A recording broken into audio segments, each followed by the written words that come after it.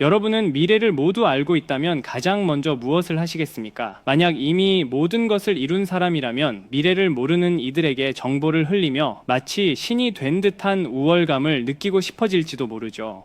오늘 소개해드릴 이야기는 무려 13년 후의 미래를 정확히 예견했다고 알려진 한 에피소드입니다.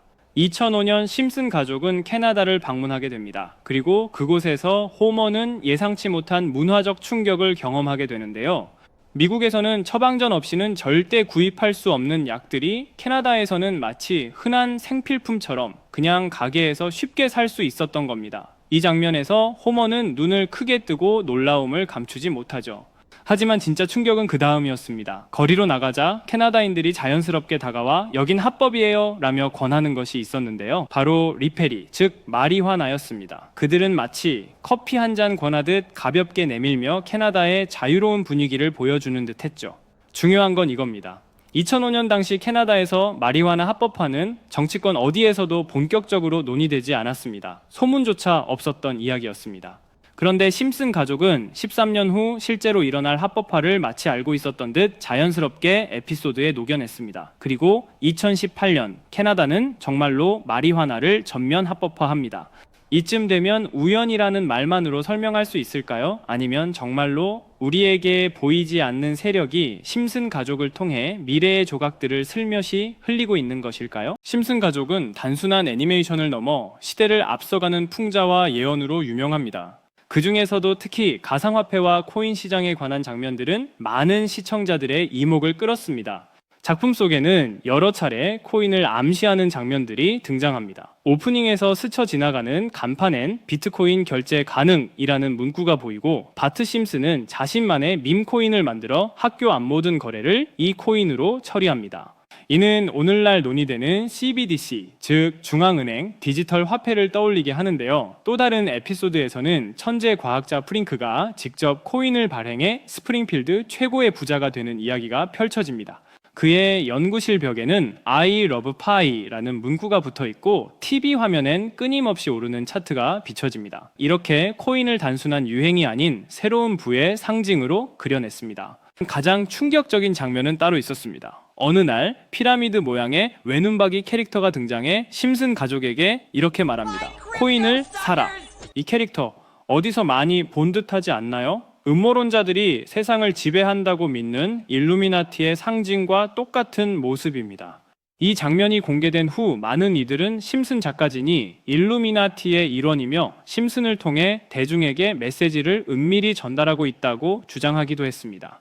3초 남짓한 이 장면은 전 세계 커뮤니티를 들썩이게 만들었습니다. 그저 웃어넘길 이야기가 아닌 이유는 심슨 속 예언이 현실이 된 사례가 너무도 많기 때문입니다. 실제로 심슨에서 다뤄진 내용을 근거로 투자에 나선 사람들이 엄청난 수익을 올린 사례도 존재하죠. 심지어 심슨 코인이라 불리는 밈 코인은 무려 6만%가 상승하기도 했습니다.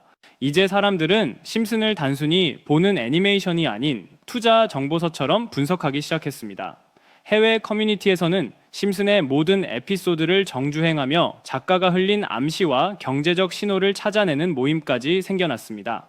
결국 심슨 가족은 가상화폐라는 시대의 상징을 가장 먼저 포착한 예언서이자 풍자의 결정체로 남게 되었습니다. 이렇게 코인은 미스테리한 성향을 띠는 경우가 많습니다. 그렇게 저는 앞전의 에피소드를 곰곰이 생각해보던 중 문득 궁금해서 전 세계 지식을 학습하는 챗 GPT에게 물어보았는데 이상한 답변이 나왔습니다.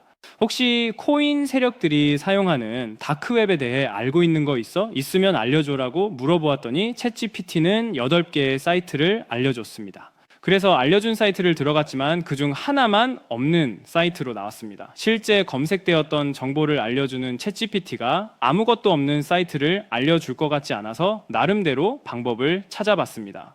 삭제되거나 없어진 사이트를 그 전 모습으로 접속할 수 있는 아카이브라는 사이트를 알게 되어 접속해 보았습니다. 이건 아카이브라는 사이트인데요. 지금은 사라진 야후 코리아라는 사이트는 다들 아시죠? 과거 접속이 되었던 사이트라면 어떠한 날짜로도 접속이 가능하고요. 저는 2004년으로 한번 들어가 보니 야후 코리아라고 사이트가 나오고 일전 정보들도 확인이 가능했습니다. 다음 사이트도 한번 들어가 보겠습니다. 카카오와 합병되기 전 사이트인데요. 일전 뉴스들부터 실시간 이슈도 볼 수가 있죠. 이 아카이브에서 아까는 없던 사이트라고 나왔던 하나의 주소를 입력하니 아까는 들어가지지 않던 그 사이트가 들어가졌고, 그중 제가 발견한 이상한 부분을 같이 공유 드리려고 합니다. 이 사이트는 아카이브를 통해서 보여지는 사이트고, 어렵게 접속한 만큼 이것저것 눌러보니 뮤지엄이라는 글자가 클릭되었고, 클릭하니 누구나 알고 있는 페페라는 단어가 눈에 띄었습니다. 우선 영어부터 보면 2024년 2월 26일 날짜가 나와 있고 페페코인이라고 쓰여 있습니다. 여기 나와 있는 아랍어를 파파고로 번역해 보니 프로젝트의 시작, 개구리는 점프할 것입니다. 동일한 이름을 가진 축구 선수의 생일로부터 이렇게 나와 있어서 무슨 말인지 찾아보니 축구 선수 페페의 생일이 2월 26일이었습니다. 정확히 이날부터 연말까지 2000% 넘게 오른 걸 볼 수 있는데, 여기까지는 저도 우연이겠거니 하고 넘기려고 했었습니다. 그런데 밑에 두 개의 사진이 더 있는 걸 보고 클릭해 보니까 25년 4월 아르고라고 쓰여 있는 걸 보았습니다. 이번에도 파파고를 통해 이 글자들을 번역해 보니 많은 사람들이 기다리고 있습니다. 중대한 발표, 이번 달에 일어날 일입니다. 퀀텀 점프. 이 내용을 보고 4월 달에 아르고 코인 차트를 보니 단 10일 만에 1200%가량 상승을 했습니다. 다시 사이트로 돌아가서 남은 한 개의 사진을 클릭해 보니 이번엔 2026년 1월이고 아랍어를 번역해 보니 26년을 알리는 프로젝트, 이 모든 중심에는 우리가 있어. 세상의 기준이 되세요. 세계가 기다린 단 하나의 마스터피스. 이제 곧 전 세계가 함께 할 겁니다. 이렇게 쓰여 있어 코인을 검색해 보니까 이것도 지금 작업을 하고 있는 건지 거래량은 많지만 가격 변동이 거의 없는 매집 단계의 코인 같더라고요. 앞전에 보여드린 페페코인도 차트를 보니 상승 전 거래량은 많지만 가격 변동이 거의 없었었거든요. 진짜 이렇게 앞전 사례들처럼 큰 상승이 일어날지 궁금해서 저도 일부 매수를 해보았는데요. 제 영상을 시청해주시는 구독자님들에게도 알려드려서 좋은 결과 내고 싶은 마음입니다. 만약 여기에 있던 코인 정보들처럼 상승이 일어난다면 제가 종목 공유해드린 분들은 제 영상을 계속 시청해 주실 거고, 그만큼 제 채널도 성장할 수 있는 발판이 되겠죠? 제 바람은 여기까지만 말씀드리고 궁금해하시는 종목 먼저 공유해드릴 건데, 일단 좋아요와 구독 한 번씩만 눌러주시고요. 댓글에 점프라고 한 번씩 남겨주세요. 남겨주셨다면 제 개인 번호 010-8014-1643 다들 아시죠? 제 번호로 점프라고 문자 남겨주시면 제가 한 분 한 분 알려드리겠습니다.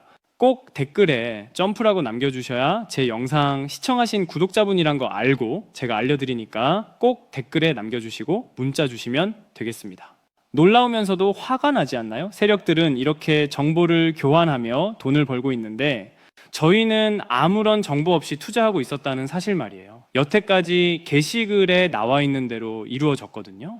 이번 종목도 게시글 내용처럼 이루어진다면 우리의 인생을 바꿔줄 수 있는 종목일지도 모르겠습니다. 다음에는 더 좋은 영상으로 찾아뵙겠습니다. 지금까지 영상 시청해주신 구독자님들 감사합니다.